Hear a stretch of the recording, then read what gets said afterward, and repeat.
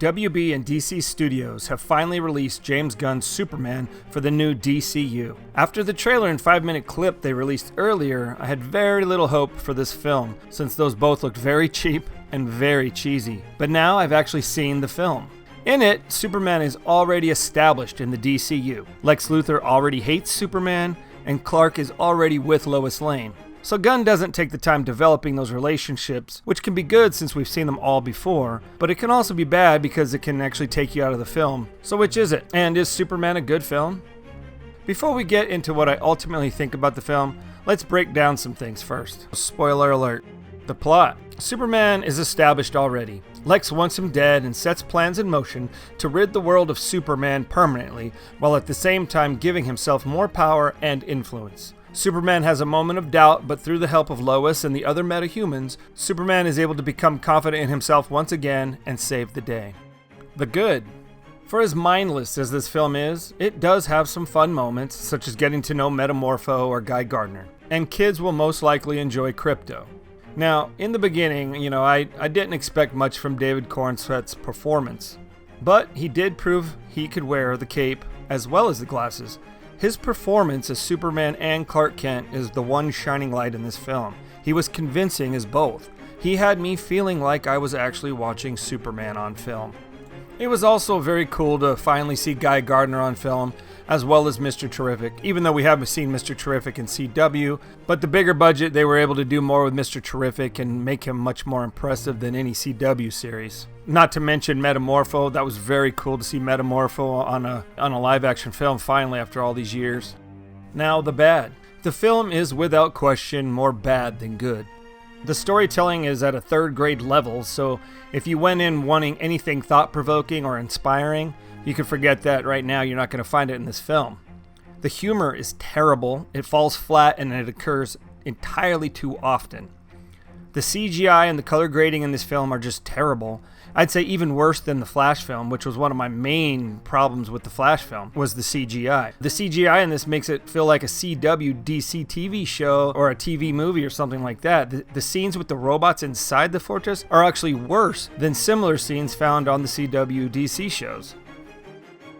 Like the CGI, the costumes are just awful, and yet another example of CW getting it right over James Gunn. Besides all that, I really hate that filmmakers and even some comic book writers just can't let go of Richard Donner's take on Superman. As great as it was, try something new.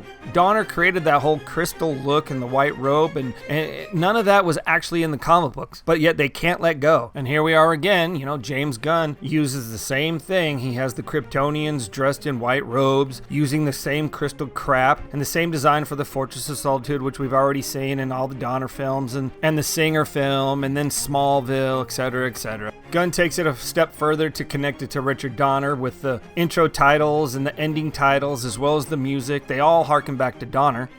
Gunn even includes the same exact flying kiss found in Singer's Superman Returns, just to cement that Donner connection, since Singer's Superman film was actually meant to be a direct sequel of Donner's series. I just find it to be a tragic waste to not get anything new going to a Superman film.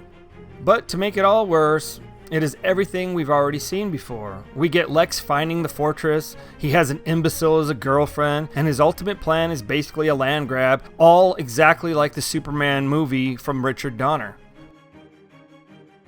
But it continues. Gunn likes to have a lot of characters, so dialogue can control the pacing and stretch the film out without actually developing any single character. That is a staple of his from Guardians of the Galaxy to Suicide Squad, and this film is no different, even though this is supposed to be a solo Superman film. Krypto is supposed to be funny in this film, but just comes across annoying, and worst of all, it's not even the right kind of dog. He knows that his cute little dog will appeal to kids, so I guess at least it serves some sort of purpose, but to me, as a Superman fan, it is just a silly and pointless change that detracts from the movie. But Gunn continues to ruin characters from there. Mr. Terrific, who just happens to be the third most intelligent person in the DC universe, has some strong scenes, but Gunn ruins it by having this super intellect kill a kaiju without realizing that it can fall on innocent civilians below, which then requires Superman to save them. Hawkgirl is annoying and very stiff and very awkward.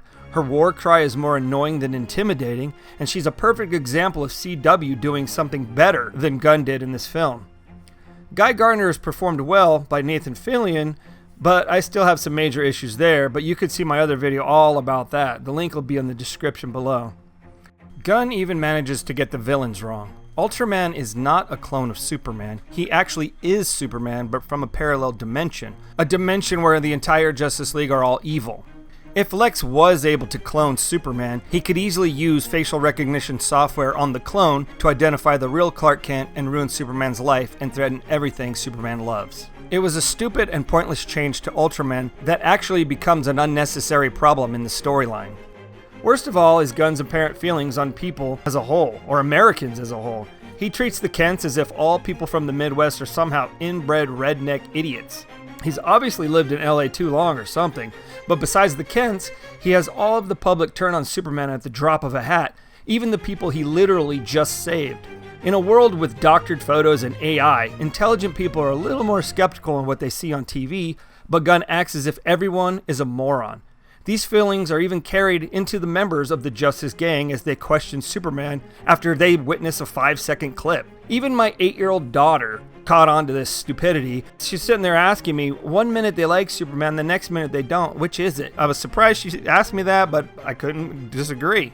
Gunn then repeats the exact same take on humanity at the end of the film, as well as the public switching their opinion of Lex Luthor at the drop of a hat. The entire thing is executed terribly. I'm sure some people will enjoy it, especially children, since that's the level of writing and humor in this film. So it might actually be a good family film to take your kids to, but I can't say the film was a good movie by any means. If you wanted these characters to be treated with respect and taken seriously, you won't find that here. It definitely is not a movie one can rewatch repeatedly, and it isn't for comic fans that want substance like films like The Dark Knight. The trailer made the film look cheap and stupid, and that is exactly what it is. We went from one extreme with Snyder's gritty approach to this cheesy, cartoony take from James Gunn. It would be nice if we could just get one great live-action approach to DC, and just once. But again, I was pleasantly surprised by David Cornsett's performance. He was a great Superman. He just got stuck with a terrible script. If this movie succeeds, this is the silly, cheesy path DC will take for the next 10 to 20 years. If it fails, it could be the end of DC films for a long while. If I had to choose, I would hope it felt so bad that WB might be forced to sell DC Studios to another studio that can honor these characters and treat them better than they have been treated for the last 3 decades. James Gunn gets points for spectacle, but really suffers in originality, creativity, and respect for the characters. I give this movie 2.5 stars out of 5.